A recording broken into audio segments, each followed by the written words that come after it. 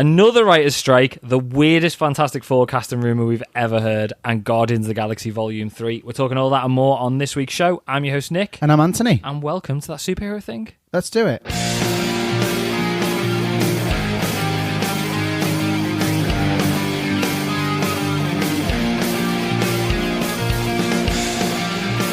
We're going to play a game this week, listeners. It's called Count How Many Times Anthony Breaks Down Crying during this week's episode. I counted 3 times in the car on the way home. Oh, I really did. He did. My 10-year-old just sat in the back looking at him as if to be like, what is he crying about? What is wrong with this grown man?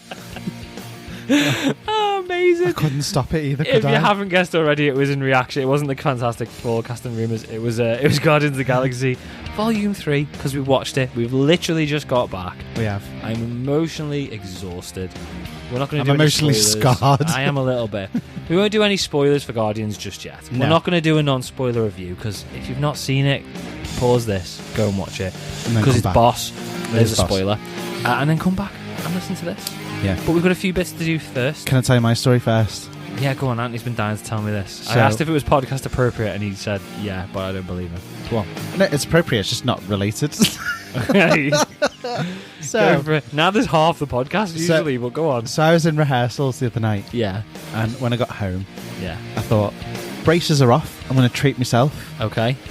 and I got to just eat. Okay, you're so crazy. Go on. So, I am. You are, no. So I So- said it. So, they got here quite early, knocked on my door. Yeah. I opened the front door. The guy went, did somebody say just Shut eat? up. And gave me my food. No, he didn't. I nearly pissed myself. No, he I was didn't. absolutely creased over. Honestly, it was the funniest thing Really? ever. Ocean Star, the Chinese. That's amazing. I was wetting myself laughing. That's it was amazing. so funny. You just know he I does was, that at It was like every house. 10:30 at night. That's I thought, how are you still this awake? That's amazing. That is But absolutely how long has phenomenal. Just Eat been going, and how long have those adverts been going? And it's never happened before. So I'm just so surprised. I'm not surprised it hasn't happened. I'm surprised it did. I just thought it was brilliant. That's phenomenal. It properly made my night, you know. Brilliant. We need I to was get him on the show. knackered, and it just like picked me up. I bet it did. That's the thing, isn't it? Come on the show. Here's our delivery driver from Just- Just Eat. Just to do that. Order it again and we'll just get a recording of him doing it. There A you go. special request, please send the singing delivery man. Spoilers for next week's episode. Before we start on the news, though, we Yep. don't normally tell you what we're doing on next week's episode until the end of the episode, but let's tell them, Anthony, what we're doing next week, because it's a different episode next week. It's a pre-recorded episode next week. We've already recorded it. And the opening and the ending. It's very special. Because Anthony is in a play. Yeah. Is it called a play? A musical. A musical. You did this last I time know, as well. I did. I didn't do that on purpose, I promise. Anthony is in a musical. That's not the big news. I mean, it is big news, but that's not the big news. Anthony, tell the people what we've got next week. So, we have got a very special interview. First ever proper interview. First ever proper one. And it's not just someone little. It's not just like Fred, who is an extra in like a runaway scene in a film. We've No got, disrespect to Fred. no disrespect to Fred. But it Fred's was like sitting there crying now. Fred's goldfish was a big part in this play. We've actually got Richard Citrone. Richard Citrone, a.k.a. Zeus. from Army of the Dead. Yep. And And he was Batman. also Batfleck stunt double. He was. You're asking yourself, how the hell have they got him on their show? Don't worry, people. We asked the same We damn still question. don't get it either. No, not really. But there you go. That's next week's Yeah. episode. So special episode next week. Interview with Richard Citrone. Listen to it. Really nice guy. Really fun interview. So yeah, that's coming up next week. Should we crack on with the news? Let's I feel like I do want it. to fly through the news because I really, really want to talk about Guardians. Yeah, of the me Galaxy too. And watch Anthony break down crying. So, news. It's funny. Thanks, mate. Let's start this week with this week's selection of Fantastic Forecasting rumours, as we do most weeks. I feel like this needs a theme tune, just the Fantastic Forecasting rumours news. Go on, do it tune. I was trying to think one and I can't. It hasn't come up You'll quick put him enough. on the spot. All I had in my head was him on Fantastic the Four. spot. Who's it gonna be? That'll do. There you go. We'll put that on a loop, and that could come back next week. So, first things first. Rumours still pointing to Adam Driver being a lock for Reed Richards. Yes. At this point, I will be surprised if he doesn't get announced. So, I think we just need to accept that it's happening Yeah. and move on. We do seem to be getting multiple Susan Storms as well, don't we? Sue Storm, perfect. You haven't even seen my notes, but you knew that was the next thing to talk about, Andy. Well done. I know. So earlier in the week, there were rumours online that Mila Kunis was in talks for the role. Yeah. I kind of like that, to be honest. I'd be good with that. It's different, but Yeah. I'm good with it. Very quickly shot down, and that's when the weirdest rumour of Replaced. the week came out. Kristen Bell. Oh no, I'm talking the rumor about Mila Kunis. Oh, sorry. So Yeah. reliable scooper, My Time to Shine Hello, tweeted that they had heard Marvel are looking at Jewish actors, both male and female, for The Thing in Fantastic Four, and Mila Kunis is one of them. Is the Thing Jewish? I assume so. Oh. I like the fact that that's the thing that you take away from that. The fact that not the fact that Mila Kunis might be the Thing, but the fact that the Thing's Jewish. Well, it's a big rock, man. How can you tell? I don't know. Mila Kunis. I can think of a way. Clean show, Andy. Clean show. I walked into that one. Mila Kunis has denied this on the James Corden's Late Late Show or whatever it's called. So that's not happening. Thank God. I hate that idea. Which? The idea of Mila Kunis being the Thing. Yeah, I mean, so apparently there is some comics where there was a female Thing. I don't care. Let's not do it. No, that's okay. I'm okay with you not caring. Yeah. I'm just saying it's not just like been sprung from nowhere at all. It is still derived from certain comics, but I hate it. It's stupid. Please don't do it. We just need a good original story. This is the problem that we've got. Let's just do. We haven't had a good original, so let's get the original. Let's do a good Fantastic Four story, and then we can start about with things and changing things. Let's just leave that though. There are other rumours for Sue Storm. So, like you said, there was a rumour of Kristen Bell. Yes, potentially being Sue Storm. I'd be okay with that. I'd be good with that. Although, no, I would. I feel like it's a bit too obvious and a bit 10 years ago. Do you think? Yeah. I feel like if they'd made Fantastic Four at the start of the MCU, that would have been spot on. And I'm not saying that Kristen Bell's old. I just feel like that would have been prime casting 10 years ago. Do you know what I mean? Yeah. And I don't know whether in contrast to Adam Driver, I don't know, maybe she's a bit... I don't know how old she is or how old he is, but... He's 39. How old's Kristen Bell? Near 39. either up or down. Another rumour for Sue Storm is that Margot Robbie has been offered the role. And this has been verified by multiple scoopers. Do you like that? I don't. No, I'm not. And I don't know why. Because I love Margot Robbie. Robbie's brilliant. I've got no problem with Margot Robbie whatsoever. Me either. Something just doesn't quite click with it for me, and I don't know what it is. I don't massively know the character of Sue Storm, other than from the cartoon and the 2 movies that came out. Yeah. And she, in all the things that I've ever seen her in, I'm sure it might not be different. It might be different in the comics, but she's quite, what's the word? No, I don't want to say boring. But she's not like a big character. Does that make sense? Sue Storm. Right, so funnily enough, I think Margot Robbie is too sexy. I don't even think she's too sexy. I think she's too much of a character for that character. She's too sexy, but that's part of it. There's a confidence there when you're that attractive. And I think I'm not saying Sue Storm needs to be a plain Jane, because obviously Jessica Alba, stunning. Oh yeah. And all that kind of stuff. But there's an air of sass with Margot Robbie that you kind of get. Jessica Alba wasn't a big, not that saying Margot Robbie's loud or obnoxious, but Margot Robbie is like Harley Quinn, and most things that I've seen her in she's like a variation of that character. Even in Wolf of Wall Street, her character's always a bit chaotic. Yeah. And that's not Sue Storm. I'm sure she can do. Sue Storm is far too reserved. Yeah. She probably can, but just because we've not seen that before, it means that I can't picture it, and that's why it's not sitting right with me. Do you know what I mean? Yeah. She might absolutely blow it out the water if she gets it, and we might think, God, how are we even questioning this? But at the moment, because I've not seen it, I can't say. But I feel like she'd be wasted on a character like Sue Storm. Yeah. We need to have a character for her that's a big character. That she can sink her teeth into. A villain? Do you know what I mean? Just, it needs to be something, something, it just doesn't suit it to me. I think you're quite right as well. Who else? Johnny Storm. So it was reported earlier the week that Paul Mescal had been offered the role, but he's turned it down. Does that mean the Zac Efron rumours have now died? I don't know. Zac Efron wasn't going to happen, was it? I don't really know Paul Mescal that much either. Wasn't I- he in something called like Sunburn or something like that? No idea. I don't know. People were excited about it, but unfortunately, it's not happening. I still can't pick. I still can't pick who I want for any of these people. No. Even Reed Richards. I'm all right with Adam Driver, but I'm all right with Adam Driver. I'm not. I hugely still excited. want Hank from Breaking Bad to be Thing. He's too old. I know, but I just like He's it. too old. I know. I'm just saying I like it. What about like Seth Rogen? No.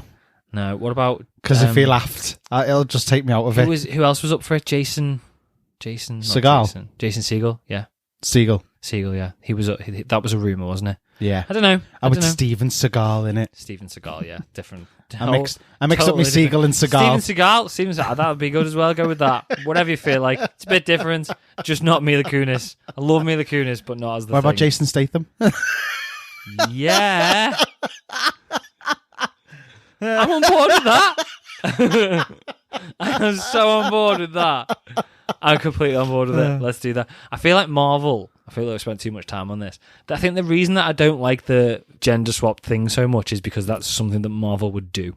Yeah. And I don't want it. Yeah. But I think the other thing that they'd do is they'd get somebody who hasn't got the big, deep, gravelly voice and make that the thing. Like Korg. Yeah. They're going to do that. That's 100% what they're going to pull. They're not going to have. They're not going to have a gruff thing. I just don't think they will. I think they're just going to have somebody like what's his face, the guy who voices Sonic. It'll be something like that, or Pete Davidson. Do you know what I mean? It's going to be something like that. No, and I'm not sold on it, but we'll see. It's possibly going to be a while before we see this movie because second bit of news: there's a writer's strike. There you go. The Writers Guild of America have voted to go on strike this week with immediate effect, and it's basically shut down parts of Hollywood. So all the late night shows like Fallon and Kimmel, they've shut down immediately. As for comic book movies, it's likely going to mean that anything currently in the process of being written is going to suffer some sort of delay. It obviously just means, it just depends even how long this strike goes on for. So the last strike, 2007 to 2008, went on for 100 days. And we saw what that did to Hollywood. It killed shows. Yep. Heroes was fantastic until the writers' strike, and then it just completely destroyed it. Desperate Housewives suffered. Desperate Housewives, yeah. Just one of them things, Auntie's posters. Just lucky they're still up on that wall. I tell you, after that season 3 chaos, was it season 3? I don't know. But yeah. Season 4. Was it? I was close. 4 or 5, yeah. I was close. There's no confirmation as to how long it's going to go on yet. But yeah, I think anything, like we said, anything that's still being written is just going to get not destroyed, but just delayed. Even things that have already been written, they normally have writers on set to make adjustments and tweaks and stuff like that, and that's obviously going to go out the window until this writer's strike is done. Yeah. So what happens, we don't know. And then we're probably going to have a VFX artist strike straight after that. Probably. So yeah, we're gonna. It's going to be like COVID all over again. And we should just have the next Marvel movie as like a Snoopy type cartoon. That's it. Because it's easy. Because the VFX it's easy. If they've all dropped just out. go like proper cartoon. Yeah, like hand-drawn cartoons. Yeah. Yeah, let's do that, like old-style Mickey Mouse. Yeah. Steamboat Mickey style, black and white. Exactly. Just Cap driving a boat whistling away. That's it. That's Captain America 6 done. Amazing.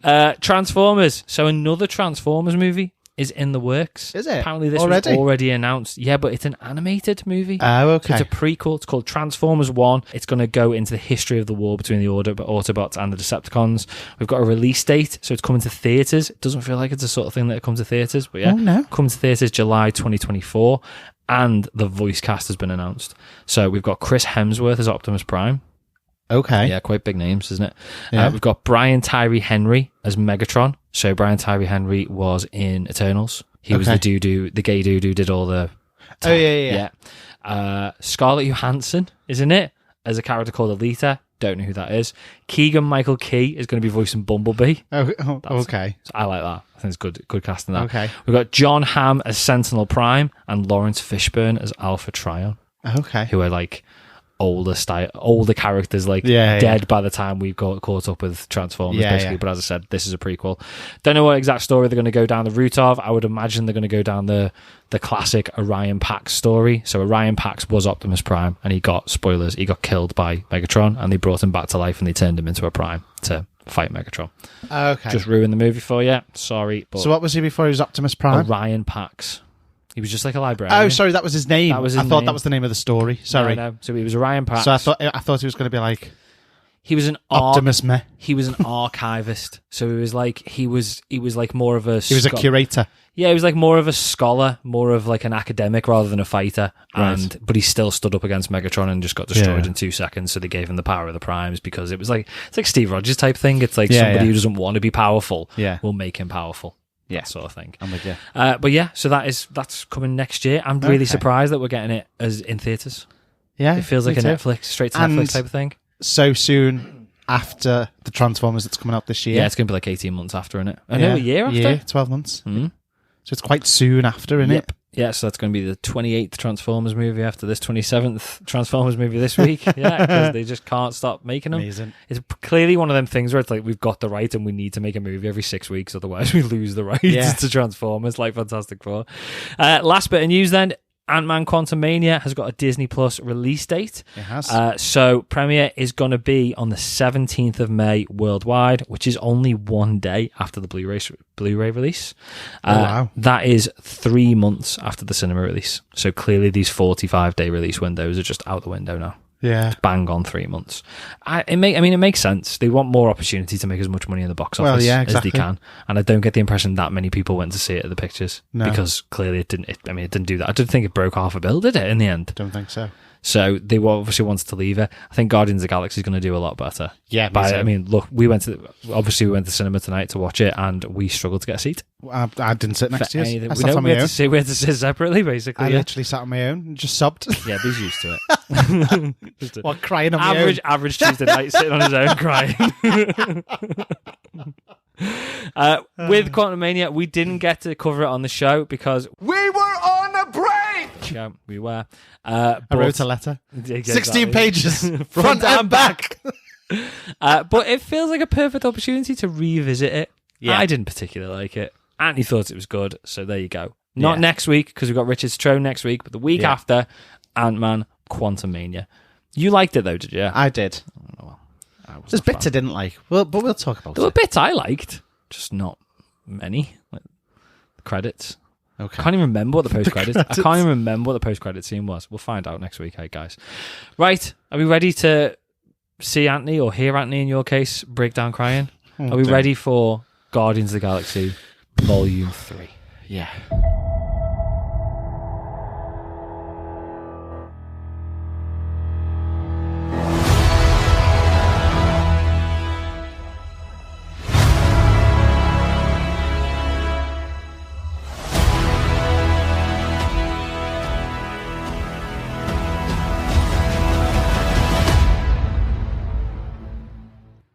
I'm mentally exhausted. I said this to you at the end of the movie. Mentally and emotionally exhausted myself. In a good way. Yeah.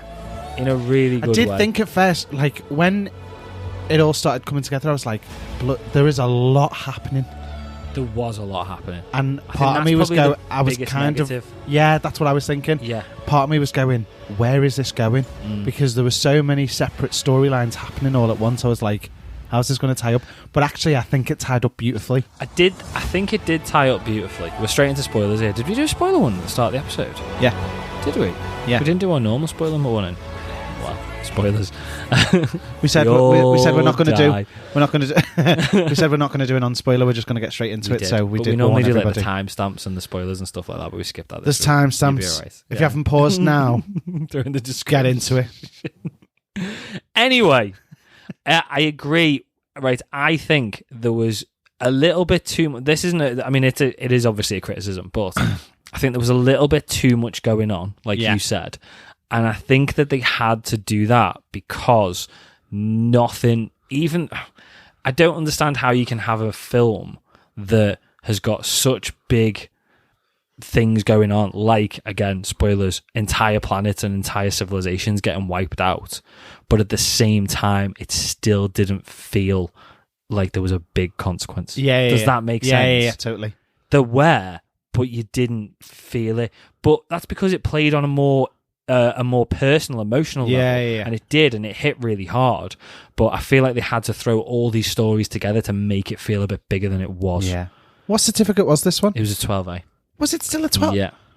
Ooh. I know, yeah, I thought that as well. I'd have put a 15 on that. I knew there was an F-bomb in it. Yeah. But you're allowed one F-bomb as long as it's not sexual. And then So, but I did check. I did check to see if it was a 12A. But not just that, like it was graphic. I kept, because obviously we took Jake as well. Yeah. I was looking over to be like, has he hidden yet? Because if I was that age, I'd have been. Kids nowadays, they're just desensitized to everything. They are. That would have freaked me out as a kid. What, when he took his mask, when he took his face off? The mask coming off. Yeah. The rabid turtle man. The rabid turtle man. And let's be honest. Everything. Bionic pig and Birdman, whatever they were. War pig. War pig. Voiced by Judy Greer, we found out about 10 minutes ago. That was a shocker. We'll go through cameos because there were lots. And was the other one a bird? It had a beak. I don't know. But it was good though. I liked it. Yeah, I liked the liked fact that I had no idea what that thing was, and it was just full of monsters. Same. But then again, like you said, there was a lot going on. Yeah. This sounds like a very negative review so far. It does, but it's Can not. I just caveat that with this I was loved it. fantastic. Yeah. I really enjoyed it. We said in the car on the way back, if you were to split this movie into like 4 parts, like literally, just 4 quarters. First quarter, Brilliant. spot on. Yeah. The second quarter Slowed down. it just lagged a little bit because it was trying to create all these stories. Yeah. And then straight away, the whole second half of the movie, fantastic. Yeah. The last quarter, so strong, so strong. Brilliant. So many good like action set pieces and stuff like that we'll talk about. So we got a load of different stories, didn't we? So yeah, go on. Let's talk. So there's loads to talk about. We're not going to break down the whole movie, No. but yeah, let's talk about the stories that were going on. So we quite early on we got Adam Warlock's story. So early, Yeah. I didn't think we were going to get that. That was early. minutes, But it's not at all what I expected. No. In fact, to the point where Felt pretty a much little bit tagged on. if you took that out, I don't think it would have really been missed in the film. Not in the slightest, apart from the fact that no one would have saved Peter at the end. Well, yeah. And to be fair, it was the death of Rocket as well, wasn't it? Yeah. If he hadn't been there, but it could have been anything. It could have been any random monster that had been sent, any random bounty hunter, or just an accidental attack from a monster, and then they went looking. It could have been anything. Wasn't expecting him to be as dopey as he was either. No, and I don't know how I feel about that. I don't know how I felt about that. When I said to you in the card that I felt like there were stupid bits. Yeah, they were all Adam Warlock's bits. Mainly. I kind of fell in love with him halfway through the movie, though. I was all right with it then. When he found the little fluffy thing. Yeah. Yeah, that's when I kind of fell in love with him as well. He was boss. Yeah. Well, he wasn't given enough to do. And again, right, I don't know like a huge amount about Adam Warlock. I know bits of him from the game. I know from like the comics, it's like he's as powerful as Thanos, and clearly it was in this as well. He's super powerful. But I don't feel like we got enough of an explanation as to what his powers were and stuff like that. We just kept getting told he's the Warlock, which I know we know that, but what does that mean? Why is he super powerful? Why are none of the other sovereigns powerful? It didn't explain that enough. It couldn't though, because there was so much already going on. All we literally got was you took him out of incubation too early. Yeah. And he's not fully developed. He's still a child. That was pretty much it. That character, and I don't know what I expected because they got Will Poulter to play him. And now I'm thinking, should have seen it coming, to be perfectly honest. He doesn't always do comedy. He doesn't always do stupid characters. He can do serious. He's really good at stupid characters. Yeah, he's brilliant. We're the Millers. Exactly. But it felt... I feel like it's a waste of that character. Yeah. And it's classic Marvel to take a character that is so serious and so powerful and make him a bit stupid. Yeah. And I do, as much as I enjoyed him, I do feel like it was a bit of a waste of that character. Do you know what I did like, though? The Sovereign Queen, how dishevelled she looked in this compared to the last one. Yeah. You kind of were seeing her downfall. Yeah, definitely. But it surprised me that with how long she was actually on screen, it surprised me that they got her back for it. Yeah, it surprised me. But I was also actually a bit gutted. What, when she died? Yeah.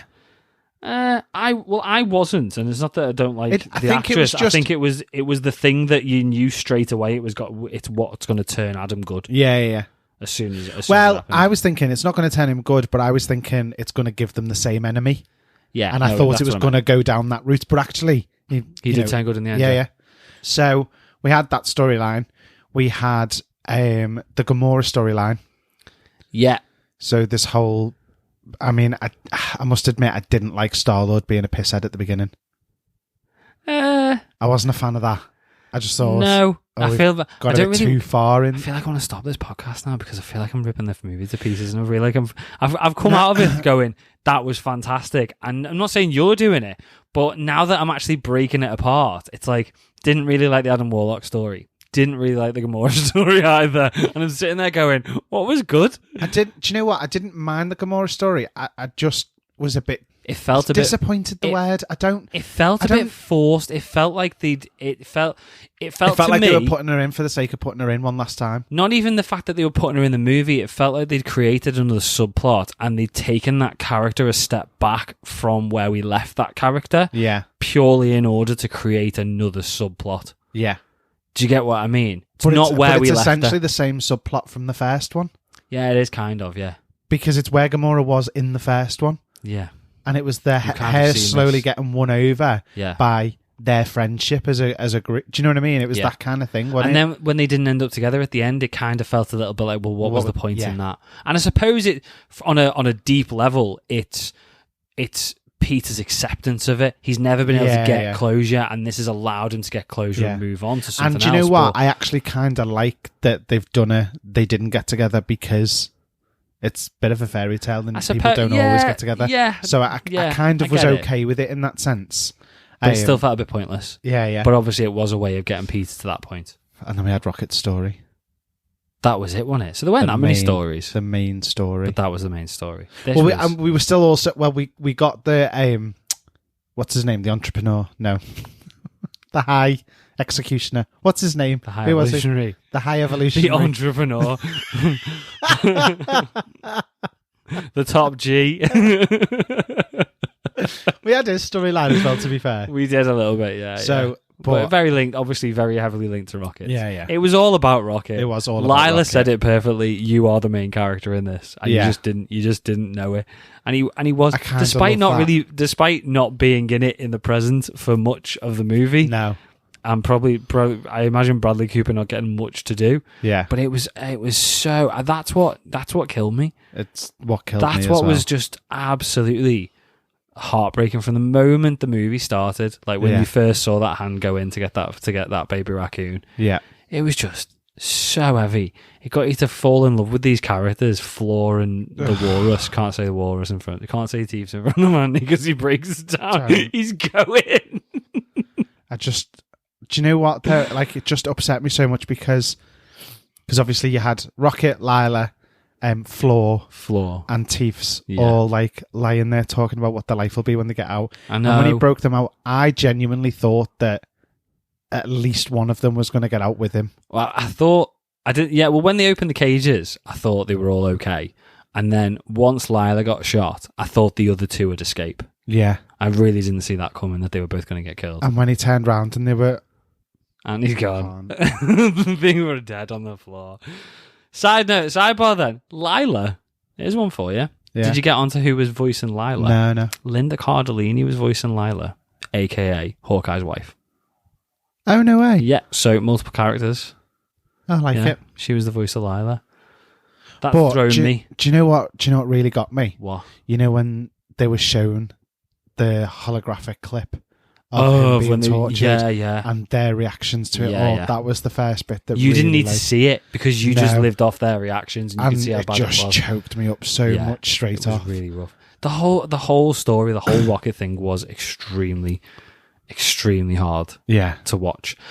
It wasn't like a completely happy ending at the end, but even like right to the end point where it's like when he was trying to rescue all the animals, I was like, please don't let all these animals die now. Oh, I know. He's got to get all these animals out. And then when he eventually did it, I was like, thank God for that. I couldn't have coped. Yeah. If they'd all gone. If essentially Rocket had failed again, like in his terms. Yeah.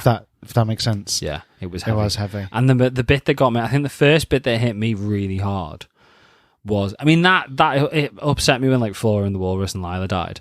But the first bit that hit me hard was when Rocket came back to life and Groot and Peter were just hugging him on the table. Oh yeah, that really hit me. Do you know what got me as well? What? Yondu. That was the bit that got me the most. That hit me the hardest. As soon as Sean saw Yondu, I was like, "I think that'd be the biggest thing." And then he did his little smile, and I was like, "Oh, that was the worst part for me."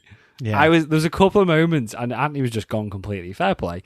But there were a couple of moments where I was starting to tear up, And then I saw the moment I saw it, the moment I heard Yondu's voice, I was like, "Oh no!" And then when you saw him, I was like, "Oh, I'm gone." And then when That's someone me. walked past and he disappeared, I was just gone again. Like I was devastated. How can I just say that right? How good is James Gunn? You've got a CGI raccoon.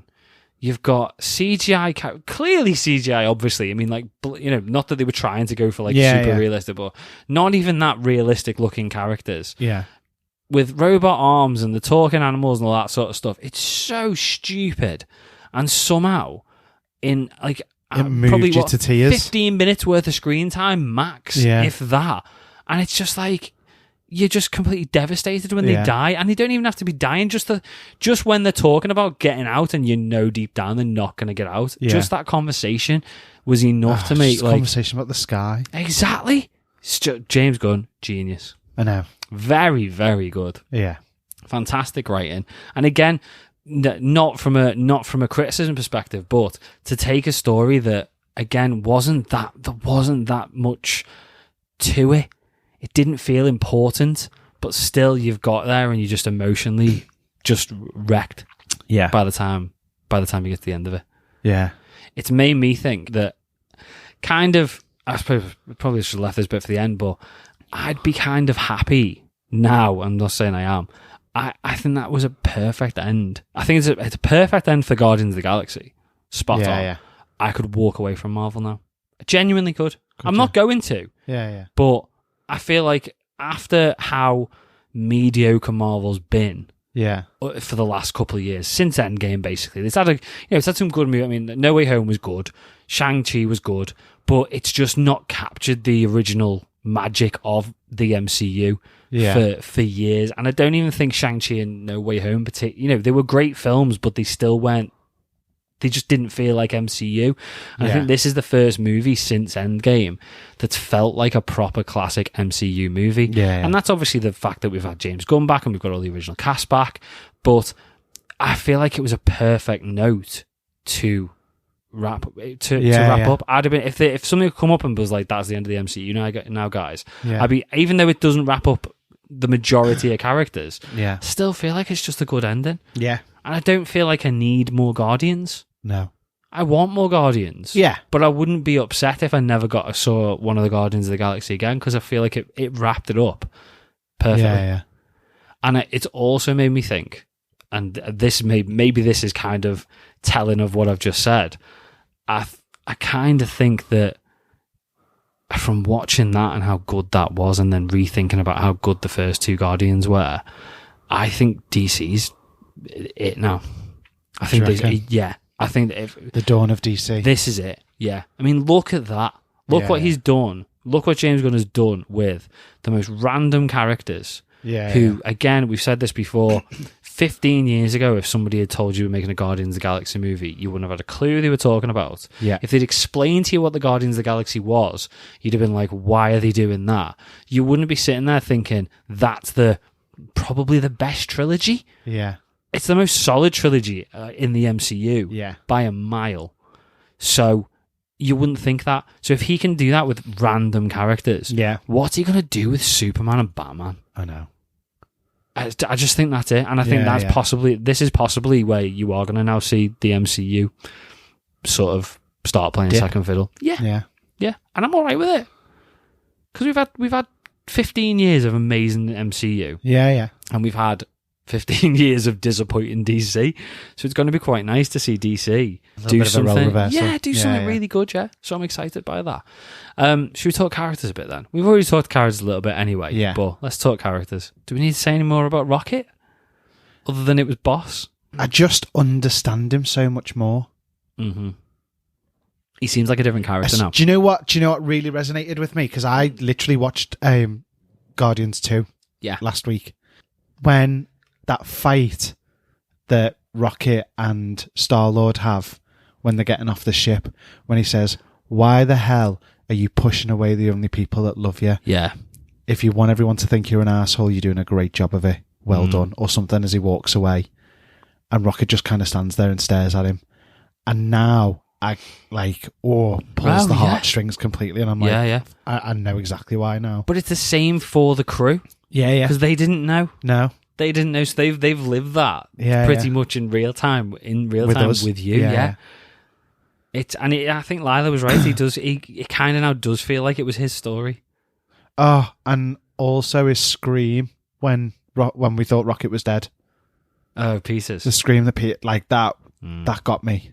It all got me. It all got me. I was just thinking the very first time he'd been operated on, he first got put in, and he got put in the cage. And the first time, and he's gone. The first words he ever said, first words Rocket said, hurt.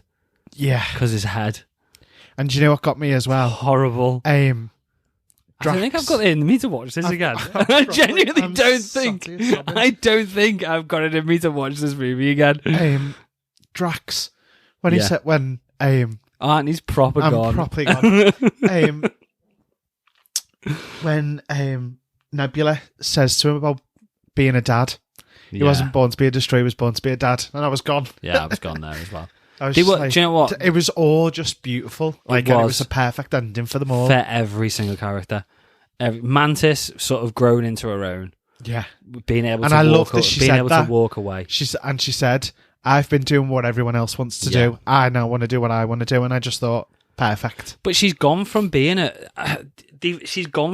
what you would class as a bit of a stupid character to being like, she's powerful. Yeah. I mean, you saw him fight, like, kicking ass when she was in that organic thing. When she booted that guy. No, well, the security guard, that shocked me. That. I was thinking more like she jumped on the first and just like, you're a cards. And you just want to dance. And he's like boogieing away. The way he danced though, it was so funny.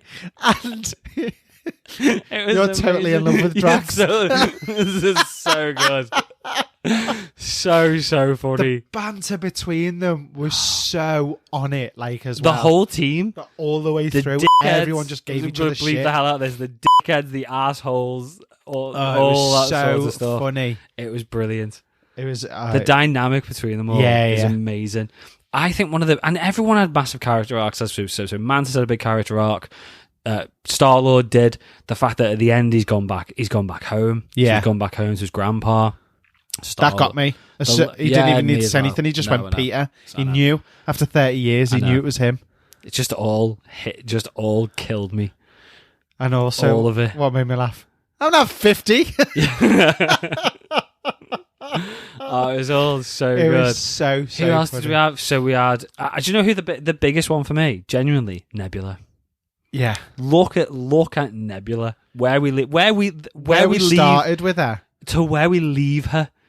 She's gonna she's gonna run lead the community exactly, and she's smiling and she's dancing with the kids. Yeah, and then we look at Nebula the first time we ever met her in Guardians of the Galaxy 1. Yeah, and she wasn't evil. She was obviously completely ruined by her dad. Yeah. But just look at the difference there. Yeah.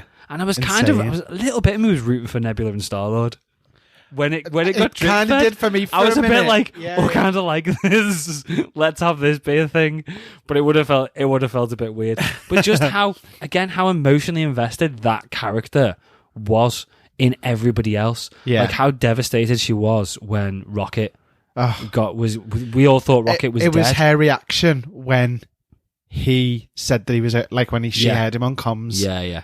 That got me. Because she just went speechless for a second. Hand over her mouth, everything. I can't remember who she said it by, but she said like numerous times, like she referred to the fact that they all love each other, and she loves people. She loves Drax, and she loves Rocket, and stuff like that. And it's Nebula. Yeah, it's Nebula, and she's still a complete badass. Like at the very start when Adam attacks, and she gets that like jetpack on and the arm cannon. She's so formidable. Yeah, but she's just become like a sweetheart at the same time. Yeah. And it's such a drastic character change, but it doesn't feel forced and it doesn't feel silly or stupid. Yeah. Sometimes you get character changes in movies and you go, how the hell have you gone from that to that? And this was so extreme. Yeah. But you just run with it and it makes sense. Yeah. Probably because you've seen it being drip fed through so many movies. Yeah. But yeah, just such a good character arc. What about Drax? Drax again. I loved how powerful Drax was in this. Yeah, because he feels like in a lot of movies he's been in, he's kind of like, and again, I was they've worried. taken him from the comics. Not in the comics, he killed Thanos. Yeah. That's how powerful Drax was in the comics. Yeah. And he's never been that powerful in the movies. He's always just kind of been there. Bit scary looking, but never actually had the ability to do anything. Yeah. So when Adam attacked and Drax And he stepped held up, his own. I was like, here we go. Drax is going to get his ass kicked in 2 seconds. Yeah. And then He it's didn't. like, oh, Drax is kicking his ass. Yeah. And I was like, brilliant, we've got powerful Drax. And then we stuck with powerful Drax for the whole film. All the way through. Again, massive shift in dynamic, but I loved it. It's what we should have seen so far. He totally kept the humour, Yeah. but we got so much out of him in this. Yeah, we did. And that, again, that whole dad thing and the kids that were locked in and Yeah. all of that, I loved it. Absolutely loved everything about it. The moment when he said to Mantis, "Do you think I'm stupid?" Oh, bless him. That got me in itself. Yeah. I'm not going this time. I'm holding Okay. it back. Keep it together. Keep it together. Keep it together. Like that got me, and then she told him to forget, and then he just went straight back to the Drax that we've known so far and stuff like that. I think that is a massive shout to Dave Bautista though. Yeah, And I don't think, I'm not saying that James Gunn necessarily thought this, but I think a lot, you get the ex-wrestler, moving to Hollywood, Yeah. and you put them in big dumb roles. Yeah, You don't give them many lines. No. You don't really give them the ability to act too much. no, And some of them can't. This isn't a massive dig at The Rock, but The Rock's not like a great actor, is he? Let's be honest. The Rock couldn't have done that. no. James Gunn has given Dave Bautista the opportunity to act his ass off in this. Yeah, And he did it. And he and he nailed it. He Yeah, wasn't just the big stupid guy No. from the first 2 movies. He acted. He was good. He's always had that, like, that emotional link with Mantis since obviously Volume 2 as well. Yeah. And he's always had, you could tell there was a deeper story to him. Yeah. But again, we kind of got the ability to explore it a little bit more in this one. Yeah, And totally. I really enjoyed Drax. I really enjoyed and him. I'm in this so one. glad he didn't die. I'm glad he didn't die. I don't think we'll ever. To. I know we're never going to see the guy again. Yeah, that yeah. is the last time we see Well, Drax. and that's what I was going to say to you. I was worried that we weren't going to get the best out of him because we know obviously what went on between the second and third film and Yeah. James Gunn being dropped and then picked back up, and because he was quite vocal about that. He didn't really play any holdbacks, did he was like, if James Gunn's going, I'm going. Yeah.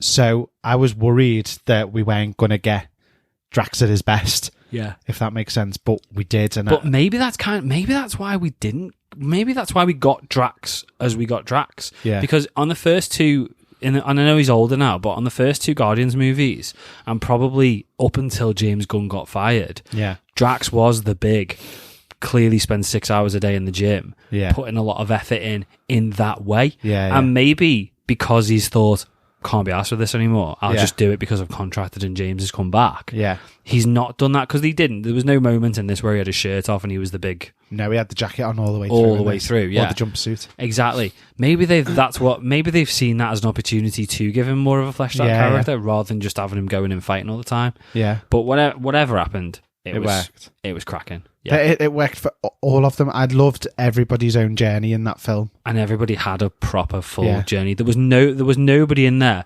Possibly Groot, but Groot's not really I don't feel like he's really that much of a character. What you do with Groot? Yeah. Do you know what I mean? He's just your Inspector Gadget, isn't he? Yeah, he was good. All the stuff, so much of the stuff he can do. Yeah. It's brilliant. Amazing.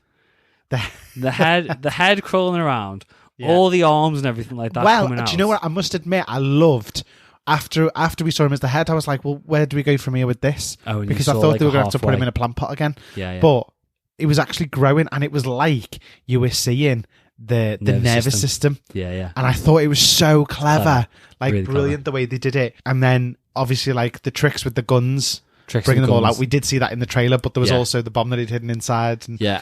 basically, it was just like a storage box Yeah. all the way through. But he was good. And then The best bit. he jumped out of the ship Go Kaiju. and he got wings.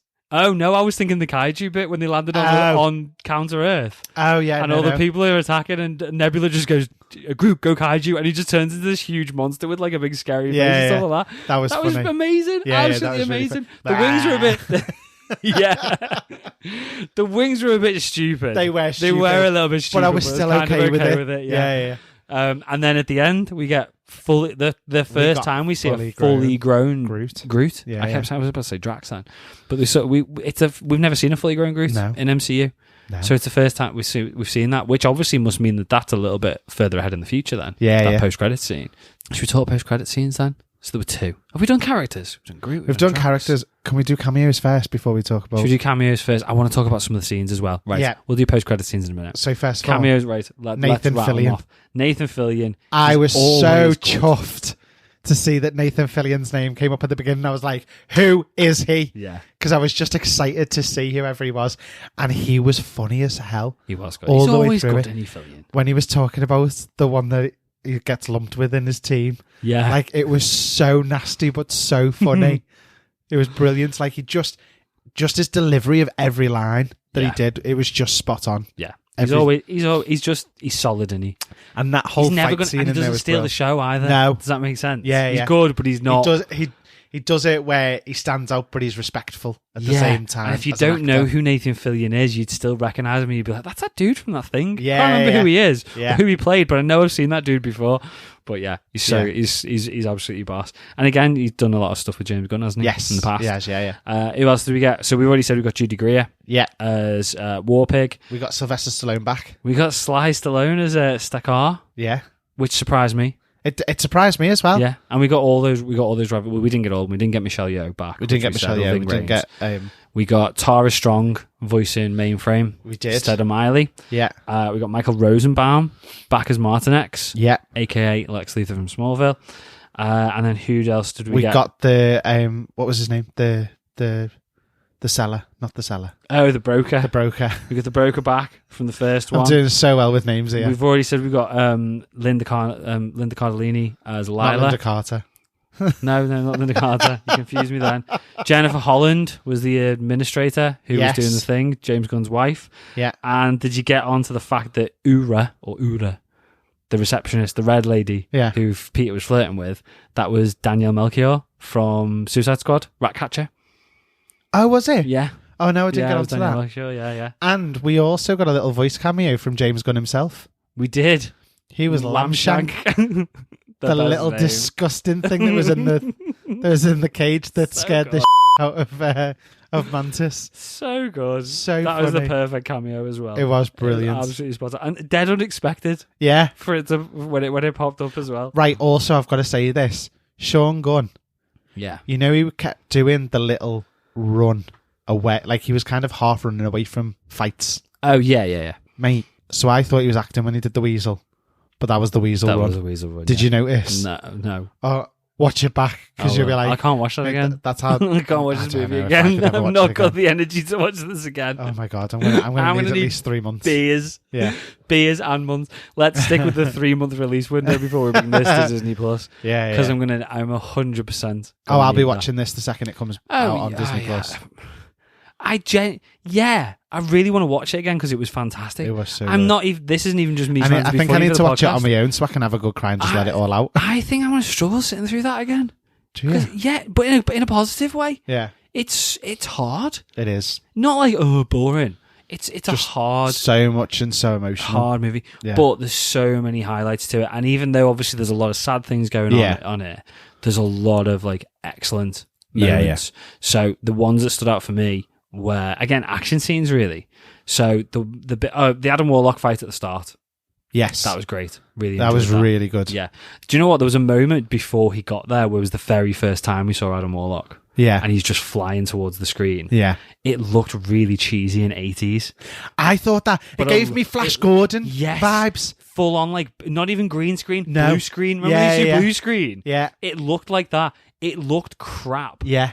But it looked amazing. Yeah. Because that's clearly what he was. I assume that's what he was going. If he wasn't going for that, he's lucky because it came across that way. And thought Flash Gordon crossed with Never Ending Story. Yes, it was those kind of vibes that I got. It looked absolutely spot on. It looked crap, but it looked perfect. So the whole fight scene on Nowhere. Yeah. Absolutely love that. Yeah. There was the fight scene where the fight scene with not Rocket. The fight scene with, I'll think of it in a minute, Star-Lord and Groot, where they jumped out. Yes. Again, you'd seen that one in the trailers. Yeah. But it was still really good. Yeah. The best one was Beastie Boys, No Sleep Till Brooklyn. Yeah. It just went on forever. It But did. it was amazing. So Kingsman. Yes. Just all the way through, it reminded me of Kingsman. Yeah, I yeah. could watch that again. That's the corridor one, isn't it? The that you're talking corridor about? one. I could watch that again. Was it all in one over- shot as well? It won't have been. It's made to look Yeah, like yeah, it was but all in one shot. yeah. But, But it was came so across good. as... It came And then across the as... octopus chicken man, whatever that thing was, Oh, when the they... Gamora fought Yeah, at in the that end, in yeah, that yeah. scene. Yeah. Like The whole I thing. loved Even the whole thing. From the moment No Sleep Till Brooklyn came on, though, it was Yeah. amazing. So just the whole thing of where we need to go and save Mantis and Drax and Nebula, and then they come through the wall riding those Orlocks or whatever they're called. You know what I mean? Yeah, What- yeah. I don't know what they're called. Well, The it's thing when that they eat the said we need to batteries. save them, and you just saw them in the background. Yeah. Going, It looked As they amazing. jumped out. And was Mantis so is like, funny. did that look cool? Yeah. It's like, yes, it did look cool. And then What were they called? It was like obelisks or something, wasn't it? like that, Yeah. The moment, and again, it wasn't an action piece, but it was just before that corridor thing, and it's when Peter's saying, we need to run.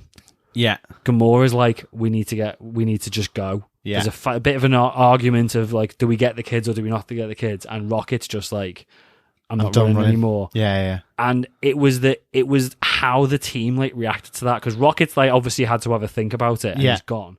Groot was straight in It was there. just like, if No he's question. going, I'm going. Yeah. I don't have to think about this. I'm following Rocket. Yeah. That's it.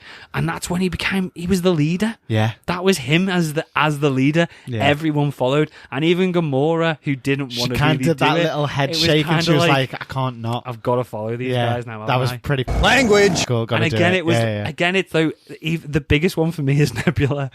Yeah. The fact that she didn't even think twice No, either. she's in She now. was just like, I'm Yeah. going with this is my family now. Yeah. I am sticking with my family. So good. And then again, that whole corridor fight Yeah. was just phenomenal. And then the last fight where because I thought it was just going to be Rocket versus the Oh yeah. the dude. They What's all his just name? flew in High from Evolutionary. nowhere and just all started of them coming smashing in one the by one. entrepreneur. The entrepreneur. The High Evolutionary. That was amazing. The fact Yeah, that they it all was came in and brilliant. they all beat him. But again, like we said about it being gory before, like when they took his mask off. Yeah, like, when that you was saw the bit of it dark, hanging that. off, I was like, where's this going? What's going to be underneath this? And when they started, like, when she was like slowly peeling it off, I was a little bit like, Jim's sitting right next to me. I was like, are we going to see it? Is it this? going to be like a back of the head, you don't quite see it thing, and Yeah, everyone yeah. just Oh, it was you full kind on. of just react off their reactions kind Yeah, of thing? it But was no. full on. You got Graphic. Evil Dead type face. It was. Wasn't it? It was like half Evil Dead, half Red Skull. Yeah. Yeah. It's good though. Graphic though. Yeah. Yeah. I'm surprised this wasn't a 15. I'm surprised it wasn't a 15. Little bit. We got the F-bomb as well. We're We trying did get to the keep it F-bomb. clean, but we've said it. That I knew that was coming, Yeah. and it It was still made me laugh. It still made me laugh. Yeah, yeah. Because it was perfect. Yeah. It was, and if I hadn't known it was coming, I'd have been like, Do you "Did know he what? just say that?" Do you know what I was really hoping for? What? You know, when Drax was on the sofa, Yeah. I was hoping that he was going to think he was invisible again because he was going so slowly moving back down to the sofa to lie down. Do you know what I mean? Yeah. And it didn't happen. I was Big gutted word. because I was Yeah. like, that would have been just the perfect moment to bring that back for just a split second and Yeah. just remind everyone. But that again, But- I know we've already mentioned it. That was so dark. The You whole literally, yeah. you kind of not got to know them, but to a degree got to know this little family and Yeah. saw that it's a normal society. Yeah. And then when he's like, "I'm going to wipe them all out," I was like, "How are the Guardians going to save these people?" No, they Because did the not. Guardians are going to save these people. Somehow they're going to save this. And then it's like they're not. And like Gamora running, holding Rocket. Yeah. And like little old ladies just getting blown up and families And the of kids. people with the prams and like my it was God. just it was so dark. It was, wasn't it? Yeah, yeah. That's why it came across as like so heavy. Yeah. But it was so good. It was amazing. It was brilliant. I really enjoyed every second of it. I did. Apart from Even- a little bit in the little even bit of a lull in even the middle. slow bits though, like I didn't mind them because there was so much fast paced stuff all the way Suppose. through. It was Uh, all it so was, well It was constructed. forgivable. Do you know what yeah, I mean? Yeah, and it all had a purpose. I suppose you just didn't Yeah. know it at the No. time. But I do feel like you're not gonna, as good as it was. I'm not sure, and it's not a bad thing because I think when something's so good and it shocks you so much and it Yeah. gets you so emotional, I don't feel like it's got huge rewatchability. But I feel I'm trying to say that in a positive way because it's not going to shock you and it's not going to make you feel because it's not fresh. Because it's not the first time anymore. Yeah. Yeah, Yeah, and and I do you feel like know a what, lot of though? the Like, power of that there's movie a was lot- how much it hit you. There's a lot of movies like that before. Like, because I've sat there and gone, God, I wish I was watching this for the first time again. Yeah. And Endgame. Imagine watching Endgame again for the first time. Somebody just Infinity wiping your War. memory. That ending in Infinity War. Like, to be fair, watching that for the anything first time. MCU up until anything up shocking. Until, yeah. It's just that whole thing of you enjoy that thrill of being in that moment and feeling that emotion, and then when you watch it again, you remember that and you go, God, I wish I was feeling that all over But again. I think when you get a movie that does that to you and shocks you that much and hits you so hard emotionally that's not just full of action, I don't think it's necessarily got the rewatchability. I think Endgame and Infinity War can get away with it because it's full of action and you still get entertained by the action. And I'm not saying I'm not going to get entertained by this, but it wasn't an action heavy movie. It was very emotional and drama to a degree. And I think that's maybe why it's not going to have, for me personally, that much rewatchability. But that's not me saying that as a negative. That shows how much it hit me. But yeah, brilliant. Should we do post credits? Yes. So we had 2 post credits. We did. We had the new Guardians of the Galaxy, basically, led by Rocket, clearly a few years into the future because Groot's massive. The little kid was bigger. Yes. I feel like she was bigger, or she was made to look bigger. Yeah. Captain Marvel type powers? Possibly. Ish. Yeah. Something along those lines. Yeah. Kraglin, Adam Warlock as a Guardian. We're never going to see that dude again. No. Never going to see that guy again.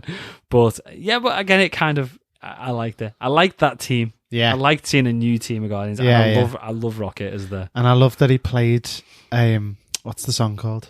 And he was like, this one's my favourite. Oh, yeah. And he played, it's from Come and Get Your Love. From the first one. Yeah. And it's the one that opens Star-Lord walking into the thing. By Redbone, I think they're called. But yeah, I just loved that whole section. Talking about music, I know we're going back, but Florence and the Machine, The Dog Days Are Over. Oh, I cried again. Yeah, like that hit me hard. Yeah. That was brilliant. It was so good. And again, a bit silly because they were all dancing, but I was like, it's amazing. Yeah. So well done. And then the last post-credit scene, which not really much happened. What was he doing? Was he talking to his grandpa about like having to tell some guy to go and mow the grass? Yeah, I think it was his grandpa's new wife's son. And he was like, I don't like mowers. Basically stepbrothers. Yeah. Pretty much.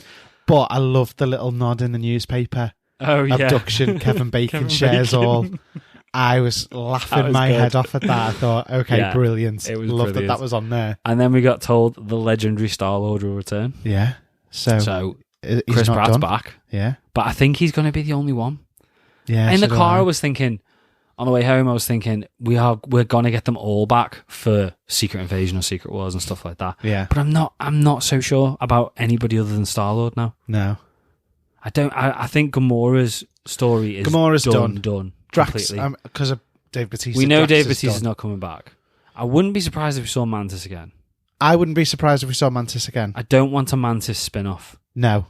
Don't do it. We No. don't need it. No. You just take a character who's really good and well loved because of how how intentional everything every time you see her, how intentionally good it is and how well you write the script. If you go and try and throw an entire series of Mantis in, you're just going to get bored of her. So you need her in small doses. Yeah. But that was my first thought. When she went off and did her own thing, I was like, I don't now need a Rocket movie and a Groot movie and a Mantis movie and a Star-Lord movie. I don't need a Star-Lord movie. No. We don't. Star-Lord now I don't think I want one. No, I don't. Like, I don't want any individual movies. I don't want another Guardians movie. I'm not too fussed about Star-Lord's return. I'm not fussed about Star-Lord's return. I don't really see him as having much of a place. I loved Star-Lord in the first one. After that, I liked him in this one as well, though. Yeah, but he starts to fall back a bit compared to others for me. Yeah, I know what you mean. I enjoyed other people's stories more than I enjoyed his. Mm. And that's the thing. I didn't mind him in the second one, but I was enjoying everybody else in the group during the second one. I know what you mean. And then I found the same again with this one. So when they've been like, the legendary Star-Lord will return, I was just like, meh. As long as he's with a group of other people, but he will be only boring. Yeah, we don't need it. Well, I don't think he'd be boring. I'm sure they do a good job of it, but we don't want or need a Star-Lord movie. No, Star-Lord needs to pop up as a part of an ensemble cast. in whatever they're doing going forward. But I still don't know how he's going to fit because he's got no powers. He's just a dude with a gun. What if he? I mean, all I can think. I don't is want that, more Guardians. I'm happy to say goodbye Yeah, to the no. Guardians now. What I was going to As say devastated was, as I am, but yeah, that's it. I'd think that he'd either be ground level. Yeah. So, we might see him with Ant-Man or with, somebody that's kind of Cap, something like that. Cap, Bucky, Yeah. Thunderbolts. Thunderbolts. Yeah. Oh my god! What if you put Star-Lord in Thunderbolts? imagine? I'm good with that. Oh, yeah. I'm 100% The on only board other with option that. really is if he ends up with Nick Fury in the space, because he knows space better than they do. Yeah. Because he could end up being like an intelligence person. Yeah. Intelligence. I'm not sure. Well- I know it's not going to happen. I know Yeah. myself on it. I'm sold on Star-Lord and the Thunderbolts.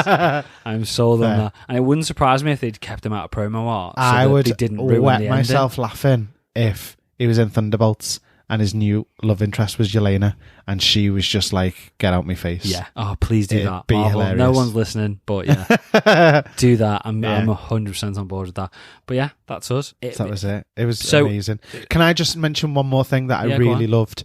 The moment We've probably missed loads, but after Mantis has said she's going, that look between Drax Yeah. and Mantis at the end, yeah. that killed me. No. That There's so killed me many. off. There's so many. It was moments. just so good. I know. Like I know we sound like we were ripping it apart at the beginning, but like We're critiquing it. It wasn't yeah. perfect. No, it's But not there's a perfect I've film. not seen a perfect Marvel movie. No. Infinity War was probably as close to it as you're gonna get. Yeah.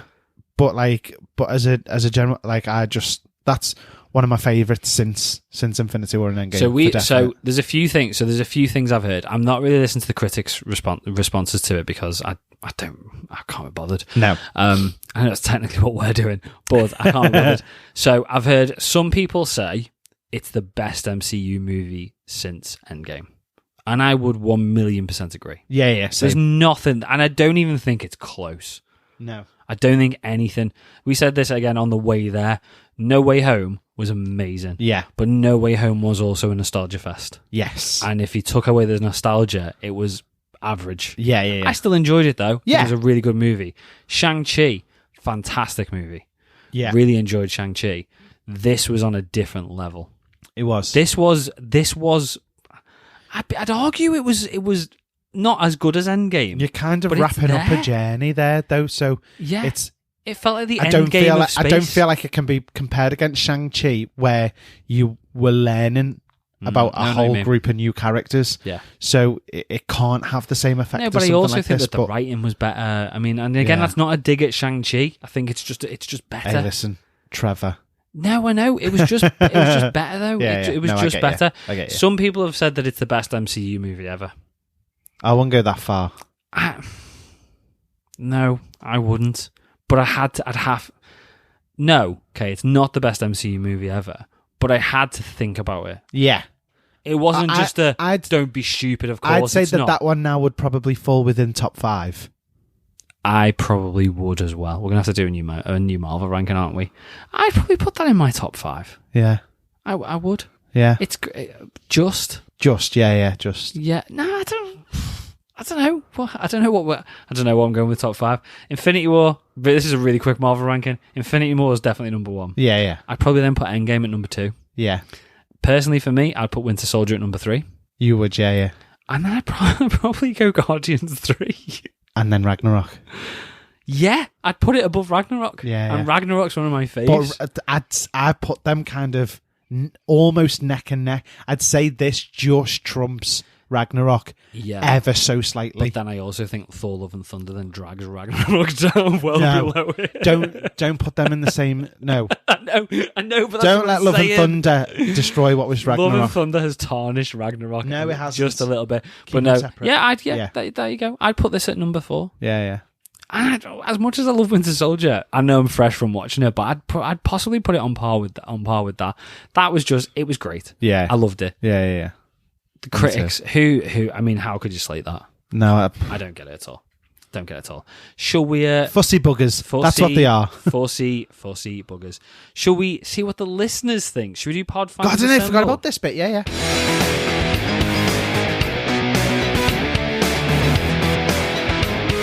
Pod fans assemble. Okay, so Guardians of the Galaxy Volume 3 is finally here, and we wanted to know what you thought of it. 5% hated it. Who hated that? Come on! I mean... We should have put a thing on this. Do you like Marvel movies? Yes. Okay, now you can vote. Yeah. Because I assume that people... But again, why would you go and watch... We put this out. This poll closed like hours ago. Yeah. So if you've seen this movie, if you've actually seen it, then you've gone to watch this on either the first day in US or the first 48 hours UK. Yeah. So if you care that much to go and watch that movie, so you must be a Marvel fan. How could you have watched that and hated it? I imagine. I'm not going to sit here. I'm not sitting here and saying it's perfect. Maybe it's a Chris Pratt hater. It could be a Chris Pratt hater. It's probably someone who's just not watched it and just doesn't like Marvel movies and seen it and just gone, I'm just going to put shit. Yeah. Long live the Snyderverse. Fair. Well, so we got another 5% that said it was okay. Okay. I can do maths. I can see where this is going. But that means a whopping 90% loved it. Yeah. That must be the highest we've ever had. I think it is the highest. I think we've had 100 before on something. Have we? I'm sure we had a perfect score on something. She-Hulk episode 2. Good joke. It was good. Well done. Thank you. You can stay. Rachel Miller said, "Thank you, James Gunn. A perfect send-off. It's made with love, heart and sincerity. The fact that it didn't link to anything else was a very good thing. It was a strength. It is head and shoulders above recent films in every way. I cried for 2.5 hours. Amazing." Rachel Miller, I've topped you. I've cried for 4. I feel like I need to unpack what Rachel's just said there. And this sounds really cheesy. And I know he's not listening. Thank you, James Gunn. Oh no, that trilogy genuinely was amazing. Yeah, it was absolutely phenomenal. Yeah. What else did she say? Cry for 2.5 hours. I don't really cry at movies. I tear up, but I don't really cry. Anthony does. Tears does it. down my cheeks. Does he? I just did it in the podcast. I really didn't think I was going to cry. I did. No, I genuinely thought I'd hold it back, and I didn't. I felt my chin going. I knew it was coming, and I couldn't stop it. Teeths in the car, and you started crying. Stop it. What else? What was the thing that Rachel said in the middle? It's made with love, heart, and sincerity. Oh, it's not connected to anything else. Yeah, loved that. Yeah, loved that. But I loved that it was connected to every previous film. There was something from everything. The Guardians movie, you mean? Yeah. Sorry. Yeah. I agree. So in his own way, he managed to bring everything back that made it what it was. So, the fact that he brought back obelisks, or whatever they're called. Yeah. Because that was the opening scene for the second film, and everyone loved that so much, but we didn't really know what they were, where it had come from or anything, because we were focused on Groot, and it was the fight in the background. So the fact that we got a little bit about that was amazing. The fact that we got the vision of Yondu back again, all of that kind of stuff. And the fact that it was a direct continuation from the Christmas special. Yeah. If you'd not seen the Christmas special, you wouldn't know what they were talking about. No. You go... Mantis and Peter being brother and sister. Peter, brother and sister. Why Kevin are they on Bacon nowhere? Newspaper article. Exactly. The fact that we had the announcement of Adam Warlock. Yes. And then they've actually used him in the next film. How long's it been since we've had that? Ages. Since Guardians. Because normally something gets teased and then we don't see it for 10 years. I know. So it's just nice that everything was brought together. The mention of the Infinity Stones. Was the mention of the Infinity Stone? Yeah. In this? Yeah. When? At the beginning. Don't remember that. Star-Lord talked about it in the lift when he was telling Uno. What's her name? Uno. Ura.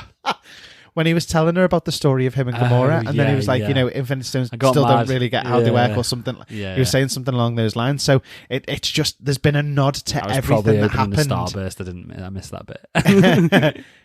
But in their own storyline, since kind of the introduction of them. So I just solid. loved the fact it just tied everything up in some way. So yeah, I just loved it. I agree with all that. Yeah, completely. Perfect. So Sheldon Pink said, so watched it a few hours ago. Really wish I'd binged the first 2 before I went, but it was a spare of the moment thing. Anywho, I digress. I thought it was, insert appropriate expletive here, magnificent. I'll say for you, Sheldon. Language! I'll Magnificent. bleep that. He rolls his eyes at me and everything. He said, moving, funny and action-packed, so many emotional moments. Magnificent is a big word, but it's completely correct. Yeah, totally. And then Ross said, watched it last night, absolutely loved it, best of the trilogy. Oh, definitely. Which I'm surprised. I know it didn't do as well as I love them all. I love Guardians 1. I think, again, this has probably replaced it in my top 5. Yeah. Because I think Guardians 1 was probably in my top 5. But I love Guardians 1. I loved Guardians 2. I know a lot of people didn't like it. But I love Guardians 2. I think, it was because of the emotional... Yeah. The whole Yondu thing is just fantastic. But I think that's just I mean, I wasn't a massive fan of the ego storyline bit. No, it was a bit weak. But then so was this. Yeah. This wasn't a super that's what strong I'm saying. story. Like the Yondu thing made up for that whole 100%. situation. Like the whole emotional investment in all the characters all the way through. The whole Nebula, Gamora fighting each all other. of it worked. Rocket again. Rocket, which you now know, like you said. Yeah. The whole the ego story was a stupid story, but the actual message from it of Peter meeting his dad and his dad's evil, it worked perfectly. Yeah. But it could have been anything else, but still would have worked. Exactly. I mean, Hello said, cried like a baby several times during this thrilling, funny and heart-wrenching swan song to Marvel's greatest misfits. The action and FXs were all top-notch and at times dazzling. It does get a bit silly. Warlock seemed tacked on and the High Evolutionary was a good but not great villain.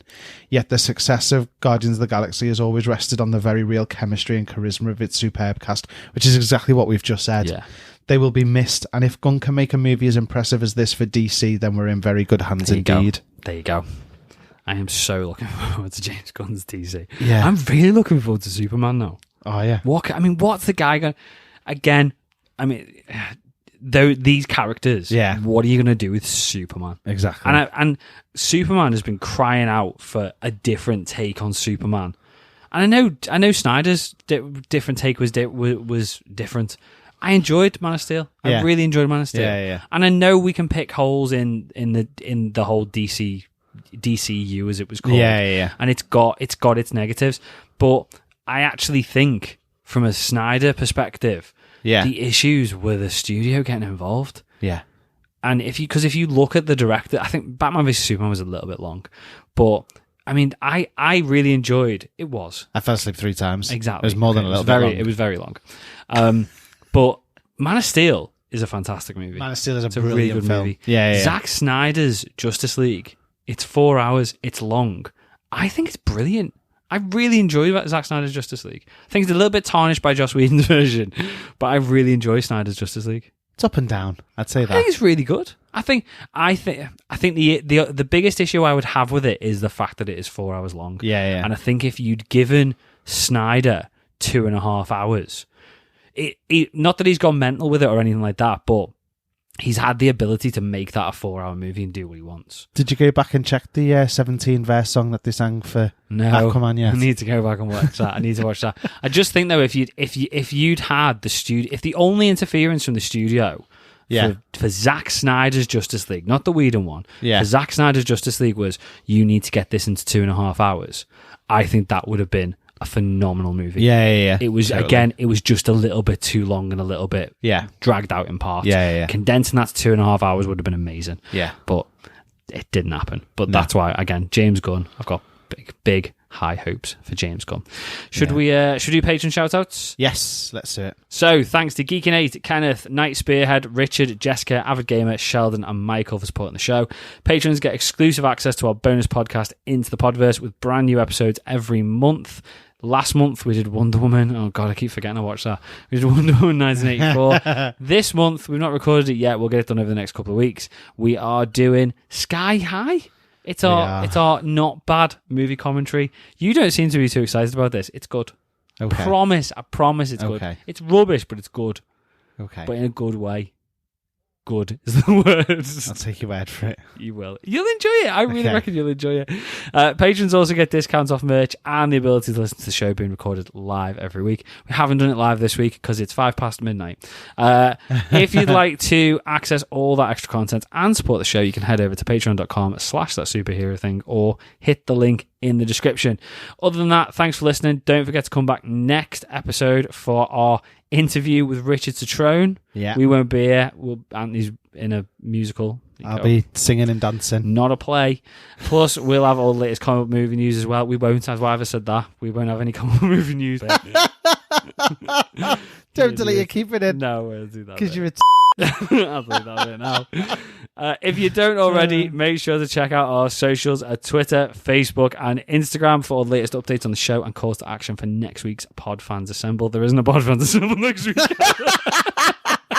I'm reading a script. If you enjoyed the show, make sure you follow us on your favourite podcast platform and leave us a rating or review on Apple or Spotify. The more 5-star reviews we get, the higher we go up the charts, and the more people will be able to find the show. It's 5 past midnight. I am tired. I'm emotionally exhausted and drained from Guardians of the Galaxy. I'm going to go and cry about teeths. But all in a good way. I'm going to go sleep, and he's going to cry himself to sleep for 2 hours. Other than that, though, we'll see.